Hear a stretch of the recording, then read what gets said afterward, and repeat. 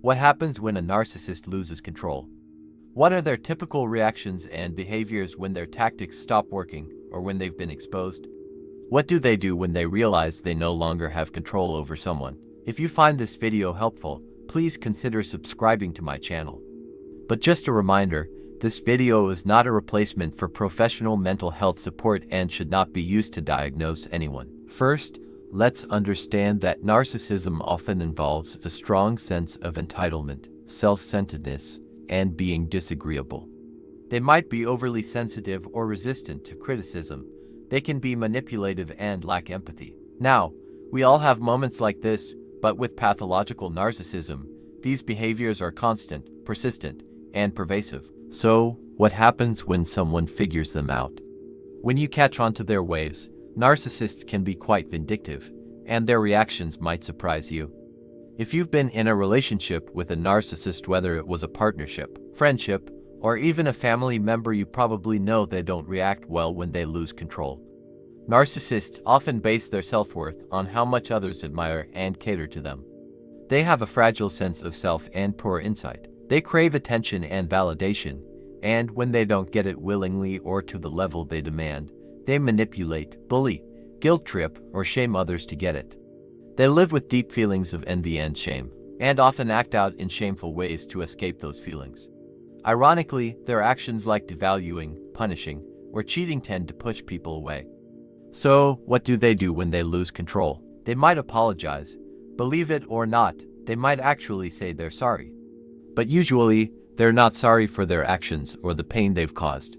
They're more likely sorry about the consequences they're facing, like being abandoned or exposed. Sometimes, their apology comes with excuses like, "It's not me, it's my anxiety," or "It's not my fault, it's my illness," even if they sound sincere. Their apologies are often short-lived, and they return to their old ways soon after. They deny everything.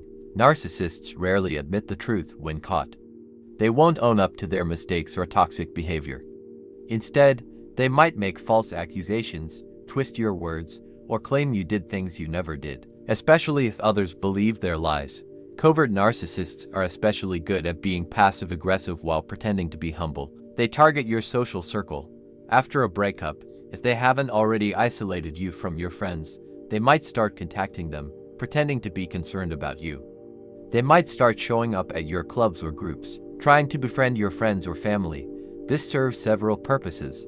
They turn your social circle into their flying monkeys to gather information or intimidate you. It also helps them control how others see them and you. Narcissism is very destructive, and when they can't destroy you from the inside, they'll try to do it from the outside. They project and manipulate. Narcissists often try to make their victims take responsibility for their actions. After a breakup, they dump all their pain, guilt, and shame onto you. They'll do whatever it takes to make you feel pity or sympathy for them. They can be incredibly persistent, pleading, crying, or even getting angry until you apologize for how they feel or for not being able to put up with their behavior. Some might even become violent or destroy property. They may spread vicious rumors, withhold support or resources, or do anything else they think will help them regain power and control over their victim. It's almost like they feel they need to teach you a lesson. They try to create a trauma bond. If they can't trick, manipulate, or threaten you anymore, they might try to create or strengthen a trauma bond. This is a pattern of toxic behavior where the victim becomes dependent on the narcissist, often because of financial ties, children, or other obligations. If the bond wasn't there before, they might try to create one. If it was, they'll work to deepen it. They use everything at their disposal to make it difficult for the victim to leave or assert their independence. Here are 3 additional points to consider when a narcissist feels they're losing control. They play the victim. Narcissists are skilled at turning the situation around to make themselves look like the victim.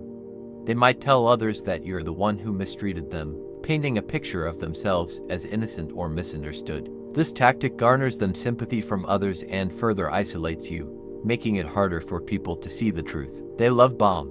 To regain control, a narcissist might suddenly start showering you with attention, gifts, or praise, a tactic known as love bombing.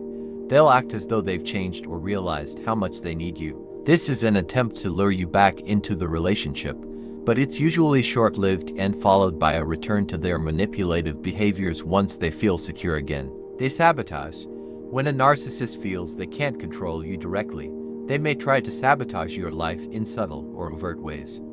This could include spreading lies about you, interfering with your job, or trying to ruin your other relationships.